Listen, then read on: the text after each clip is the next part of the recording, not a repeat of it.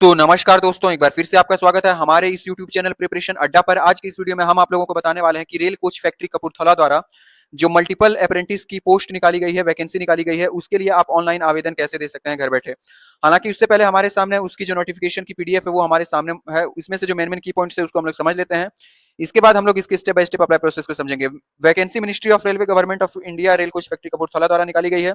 ये जो वैकेंसी है अप्रेंटिसशिप ट्रेनिंग की वैकेंसी है, ये कोई परमानेंट जॉब की वैकेंसी नहीं है। टोटल 734 पोस्ट निकाले गए हैं, ठीक है। और ये सारे आईटीआई जिन लोगों ने भी कंप्लीट किया हुआ है उन लोगों के लिए ये पोस्ट है, ठीक है। 10th प्लस आईटीआई जिन लोगों ने भी किया हुआ है, मल्टीपल ट्रेड से जिसने जिसने fitter, welder, machinist, painter, carpenter, electrician, AC refrigerator mechanic, mechanic motor vehicle, ठीक है, इलेक्ट्रॉनिक मैकेनिक, ये टोटल 9 पोस्ट से जिन लोगों ने भी किया है उन सभी लोगों के लिए ये है, ठीक है। इस अब यहाँ पे मोड ऑफ सिलेक्शन की बात की गई है, तो यहाँ पे कहा गया है कि जो आपकी सिलेक्शन होगी वो मेरिट के बेसिस पे होगी। यानी 10th प्लस आईटीआई में जितना भी आपका मार्क्स रहेगा उसके बेसिस पे आपकी सिलेक्शन होगी। तो मिनिमम यहाँ पे बात की गई है कि जो आपकी परसेंटेज होनी चाहिए 10th में, मिनिमम 50% एग्रीगेट आपका मार्क्स होना चाहिए, ठीक है। प्लस आईटीआई मार्क्स जो भी है वो ट्रेड में, मतलब जिस भी ट्रेड में आपने ये किया हुआ है उस ट्रेड का जो मार्क्स है उसके बेसिस पे आपकी जो है चार्ट प्रिपेयर की जाएगी, मेरिट चार्ट, ठीक है। अब यहाँ पे एलिजिबिलिटी कंडीशन की बात कही गई है, तो इसकी जो मिनिमम एज है अप्लाई करने की, मिनिमम 15 ईयर्स और मैक्सिमम 24 ईयर्स। यानी अगर आप अनरिजर्व कैटेगरी से फिल करते हैं या फिर ईडब्ल्यूएस कैटेगरी से फिल करते हैं। अब जितने भी एससी एसटी या फिर ओबीसी कैंडिडेट, यानी जितने भी रिजर्व कैंडिडेट हैं, उन सभी के जो एज रिलैक्सेशन मिलने वाली है, जो भी सेंट्रल गवर्नमेंट की एज रिलैक्सेशन पॉलिसी कहते हैं उसके अकॉर्डिंग, ठीक है।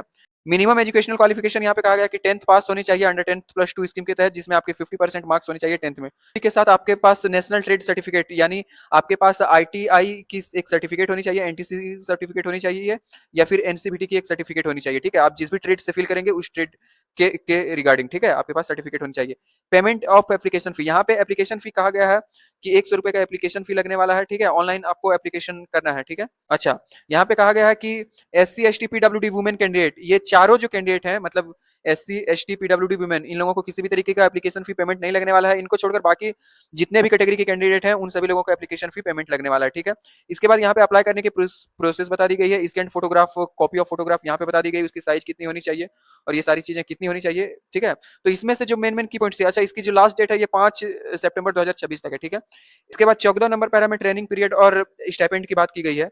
तो यहाँ पे एग्रीमेंट ऑफ ट्रेनिंग, ठीक है, आपको एक एग्रीमेंट करना होगा कि आपको 1 साल का मतलब ट्रेनिंग करना ही होगा, मेडिकल फिटनेस, ठीक है। और जो भी आपकी स्टाइपेंड बनती है वो स्टाइपेंड आपको मंथली वाइज यहाँ पे दे दी जाएगी। किसी भी तरीके का हॉस्टल या फिर एकोमोडेशन आप लोगों को प्रोवाइड नहीं किया जाएगा, ठीक है। यानी किसी भी तरीके का क्वार्टर आपको कंपनी की तरफ से प्रोवाइड नहीं किया जाएगा, क्योंकि ये जस्ट एक अप्रेंटिसशिप प्रोग्राम है, ठीक है। तो इसमें से जो मेन मेन की पॉइंट्स थी उसकी जानकारी हमने आपको दे दी है। अब अगर आपको और भी डिटेल्ड जानकारी चाहिए तो मैं इस नोटिफिकेशन को वीडियो के डिस्क्रिप्शन में डाल दूंगा, वहां से आप इसको डाउनलोड करके एक बार अच्छे तरीके से रीड आउट कर लें। रीड आउट करने के बाद यहाँ पे अप्लाई करने की लिंक भी मैं वीडियो के डिस्क्रिप्शन में दूंगा। जैसे ही आप उस लिंक पर क्लिक करेंगे आप सीधे इस वाले वेबसाइट पर चले आएंगे। यहाँ पर सबसे पहले आपको रेल कुछ फैक्ट्री वाले बटन पर क्लिक करना है। इसके बाद यहाँ पे कुछ आपको नोट दिया गया है, इस नोट को पढ़ने के बाद यहाँ पर आपको चेक करना है और फिर कंटिन्यू वाले बटन पर क्लिक करना है, ठीक है। अब यहाँ पे क्योंकि हमने फर्स्ट टाइम यहाँ पे ये कर रहे हैं तो यहाँ पे हमें सबसे पहले रजिस्टर करना होगा। रजिस्टर वाले बटन पर क्लिक करेंगे, फिर कंटिन्यू वाले बटन पर क्लिक करेंगे। यहाँ पर कैंडिडेट का जो मोबाइल नंबर है, कैंडिडेट का मोबाइल नंबर यहाँ पे डालना है, कैंडिडेट की ईमेल आईडी यहाँ पे डालनी है, दोबारा से कैंडिडेट की ईमेल आईडी यहाँ पे डालनी है, फिर सबमिट वाले बटन पर क्लिक करनी है। सबमिट वाले बटन पर क्लिक करने के बाद हमारे मोबाइल नंबर पर हमें एक 6 डिजिट की ओटीपी रिसीव हो जाएगी। उस ओटीपी को यहाँ पे फिल करके वेरीफाई ओटीपी वाले बटन पर क्लिक करना है। वेरीफाई ओटीपी वाले बटन पर क्लिक करने के बाद यहाँ पे हमें पासवर्ड क्रिएट करने के लिए कहा जाएगा। तो पासवर्ड की जो कॉम्बिनेशन है वो हमें यहाँ पे बता दी गई है, यानी जो रूल्स है, मिनिमम 8 कैरेक्टर और मैक्सिमम 16 कैरेक्टर लंबी होनी चाहिए, ठीक है। यहाँ पे कहा जा रहा है कि उस पासवर्ड में कम से कम एक नंबर होने चाहिए, एक अपर केस अल्फाबेट, एक लोअर केस अल्फाबेट और एक स्पेशल कैरेक्टर होने चाहिए, ठीक है। इसके बाद यहाँ पे हमें पासवर्ड को क्रिएट करना है, दोबारा से सेम पासवर्ड को यहाँ पे डाल के हमें कंफर्म करना है। अगर आप लोगों को नहीं समझ में आ रहा है तो मैं यहाँ पे देखिए एक एग्जांपल दे दिया हूँ। ये एक डमी पासवर्ड है, जैसे यहाँ पे Google@20 मैंने लिखा है, तो जी एक कैपिटल अल्फाबेट है, ये सारी स्मॉल अल्फाबेट है, ये स्पेशल कैरेक्टर है और ये न्यूमेरिक है, ठीक है। तो इसको हम लोग यहाँ पे मतलब इस तरीके का ही पासवर्ड यहाँ पे फिल करेंगे और फिर दोबारा कंफर्म करके सबमिट वाले बटन पर क्लिक करेंगे। तो हमारा जो रजिस्ट्रेशन है वो सक्सेसफुली कंप्लीट हो चुका है। हमारा एप्लीकेशन नंबर हमें यहाँ पे नजर आ जाएगा। इसके बाद यहाँ पे एक मैसेज आया कि एप्लीकेशन नंबर हमारे मोबाइल नंबर पर हमें सेंड कर दिया जाएगा। फिर भी हम इस एप्लीकेशन नंबर का फोटो क्लिक करके रख लेंगे। इसके बाद दोबारा से यहीं पे आना है। इस बार हमें जो भी एप्लीकेशन नंबर या फिर मोबाइल नंबर या फिर ईमेल आईडी, तीनों में से कुछ भी हम यहाँ पे दे सकते हैं यूजर नेम के फॉर्म में। यानी जो भी रजिस्ट्रेशन नंबर हमारे मोबाइल नंबर पर आया है, एप्लीकेशन नंबर या फिर फोन नंबर हमने जो दिया था रजिस्ट्रेशन के टाइम, या फिर ईमेल आईडी, जो भी है हम यहाँ पे दे देंगे। इसके बाद जो पासवर्ड हमने क्रिएट की थी उस पासवर्ड को यहाँ पे डालेंगे। इसके बाद ये जो कैप्चा नजर आ रहा है, इस कैप्चा को यहाँ पे डाल के लॉगिन वाले बटन पर क्लिक करना है। तो लॉगिन वाले बटन पर क्लिक करने के बाद हमारा रजिस्ट्रेशन नंबर यहाँ पे नजर आ जाएगा। इसके बाद हमारे मोबाइल नंबर पर एक 6 डिजिट की ओटीपी रिसीव होगी, उस ओटीपी को यहाँ पे फिल करना है, फिर लॉगिन वाले बटन पर क्लिक करना है। लॉगिन होने के बाद थोड़ा सा नीचे स्क्रॉल डाउन करना है। इसके बाद यहाँ पे जो है इसको चेक करना है, फिर प्रोसीड वाले बटन पर क्लिक करना है। प्रोसीड वाले बटन पर क्लिक करने के बाद अब यहाँ पे जो है कैंडिडेट की डिटेल्स है, जो भी बेसिक डिटेल्स है वो यहाँ पे डालना है। सबसे पहले कैंडिडेट का आधार कार्ड का नंबर हमें यहाँ पे डालना है, ठीक है। इसके बाद कैंडिडेट का पैन कार्ड जो भी है वो यहाँ पे डालना है। हालांकि फर्स्ट नेम है वो यहाँ पे डालना है, मिडिल नेम यहाँ पे डालना है, लास्ट नेम यहाँ पे डालना है। मिडिल नेम और लास्ट नेम मैंडेटरी नहीं है, अगर किसी का एक ही नाम है तो यहाँ पे सिर्फ फर्स्ट नेम वाले कॉलम में डालना है। कैंडिडेट के फादर का first name, middle name, last name डालना है, ठीक है। इसके बाद यहाँ पे कैंडिडेट की जो भी सोशल कैटेगरी है वो यहाँ पे चूज कर लेनी है। इसके बाद ओके करना है। कैंडिडेट की जो भी जेंडर है, मेल फीमेल, यहाँ पे चूज कर लेनी है। अगर कैंडिडेट एक्स सर्विसमैन है तो यहाँ पे एक्स सर्विसमैन चूज करना है, या फिर नहीं है तो नो करना है, या फिर वार्ड यानी उसका रिश्तेदार है या फिर डिपेंडेंट है तो यहाँ पे चूज करना है, ठीक है। इसके बाद यहाँ पे पूछा जा रहा है कि कैंडिडेट अगर पर्सन विथ डिसेबल है तो यहाँ पे यस करना है, डिसेबिलिटी की टाइप यहाँ पे चूज करनी है, ठीक है।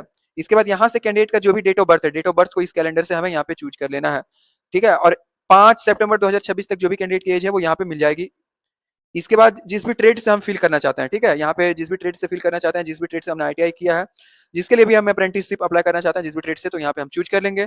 मैट्रिक पास यहाँ पे हमें यस डालना है। इसके बाद matric pass from school board situated in, जिस भी बोर्ड से हमने पास किया वो हम यहाँ पे चूज करेंगे।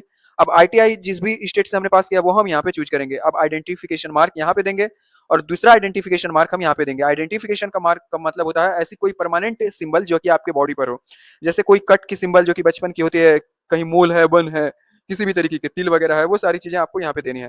तो आइडेंटिफिकेशन मार्क यहाँ पे देनी है और दूसरी यहाँ पे देनी है, ठीक है। यहाँ पे पूछा जा रहा है कि whether of the ward of RCF employ, यानी हम आरसीएफ एम्प्लॉय के मतलब कोई रिश्तेदार है यानी डिपेंडेंट है, तो अगर है तो यहाँ पे हम यस करेंगे, ठीक है।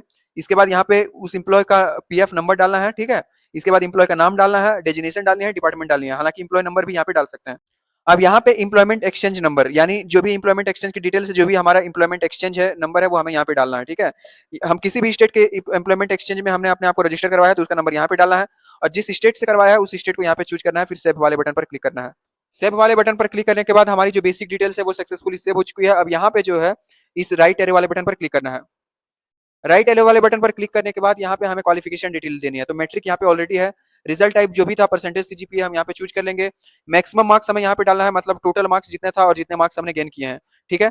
यहाँ पे हमें परसेंटेज डालना है। ठीक उसी तरीके से आईटीआई की डिटेल्स डालनी है कि आईटीआई की जो रिजल्ट टाइप थी वो क्या थी, ठीक है। ठीक उसी तरीके से हमें आईटीआई की डिटेल्स देनी है कि आईटीआई की जो मार्क्स डिस्ट्रीब्यूशन परसेंटेज थी, मैक्सिमम मार्क्स, मार्क्स ऑफ 10, और यहाँ पे परसेंटेज ऑटोमेटिक काउंट होकर चली आएगी। इसके बाद अगर किसी भी तरीके की एडिशनल हायर क्वालिफिकेशन है हमारे पास तो हम यहाँ से चूज कर सकते हैं, पोस्ट ग्रेजुएट, ग्रेजुएट डिप्लोमा, 10+2 अगर हम देना चाहते हैं तो दे सकते हैं। हालांकि ये ऑप्शनल है, इसका किसी भी तरीके का मार्क्स वेटेज नहीं किया जाएगा। अगर आप देना चाहते हैं तो दे सकते हैं, वरना आपको कुछ नहीं करना है। इसके बाद दोबारा से यहाँ पे इसको सेव वाले बटन पर क्लिक करना है। सेव वाले बटन पर क्लिक करने के बाद दोबारा से यहाँ पे राइट एरो वाले बटन पर क्लिक करना है। इसके बाद अब हम एड्रेस वाले डिटेल्स पर चले आए हैं। तो यहाँ पे कैंडिडेट का एड्रेस लाइन 1 डालना है, एड्रेस लाइन 2 डालना है, एड्रेस लाइन 3 जो है ऑप्शनल है, हम अगर लंबा हमारा एड्रेस है तो यहाँ पे डाल सकते हैं। स्टेट को हम यहाँ पे चूज करेंगे, उस स्टेट के भीतर जिस भी डिस्ट्रिक्ट से बिलोंग करते हैं उस डिस्ट्रिक्ट को हम यहाँ पे चूज करेंगे। इसके बाद यहाँ पे पिन कोड वाले बटन पर हम, इसके बाद यहाँ पे जो भी हमारी नियरेस्ट पोस्ट ऑफिस की पिन कोड है हमें यहाँ पे फिल करनी है और फिर सेव वाले बटन पर क्लिक करना है।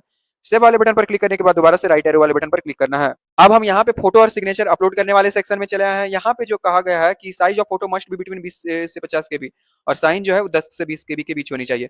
तो यहाँ पे हम चूज फाइल पर क्लिक करके कैंडिडेट की फोटो अपलोड करेंगे, जिसकी जो मिनिमम साइज 20 केबी, मैक्सिमम 50 केबी, ठीक है, और जो सिग्नेचर है मिनिमम 10 केबी और मैक्सिमम 20 केबी। तो यहाँ पे हमें सिग्नेचर अपलोड करनी है। करने के बाद यहाँ पे सेव वाले बटन पर क्लिक करेंगे, फिर राइट एरो वाले बटन पर क्लिक करेंगे। तो राइट एरो पर क्लिक करने के बाद हमारी जो एप्लीकेशन है वो सक्सेसफुली यहाँ पे मतलब फिल हो जा चुकी है।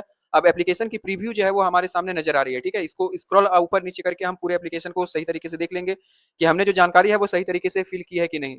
अगर नहीं की है तो यहाँ से हम बैक जा सकते हैं और उस जानकारी को दोबारा से एडिट कर सकते हैं। अदरवाइज यहाँ पे हम सबमिट वाले बटन पर क्लिक करेंगे। यहाँ से अब हम प्रिंट वाले बटन पर क्लिक करेंगे।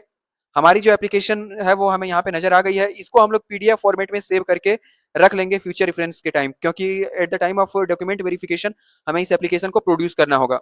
तो आशा करता हूं कि आपको हमारे द्वारा दी गई जानकारी पसंद आई है। अगर आपको हमारे द्वारा दी गई जानकारी पसंद आई है तो हमारे चैनल प्रिपरेशन अड्डा को लाइक और सब्सक्राइब करना ना भूलें। साथ ही बेल आइकन को दबाना ना भूलें ताकि आने वाली सारी लेटेस्ट वीडियो की जानकारी आप सभी लोगों को मिलती रहे। धन्यवाद।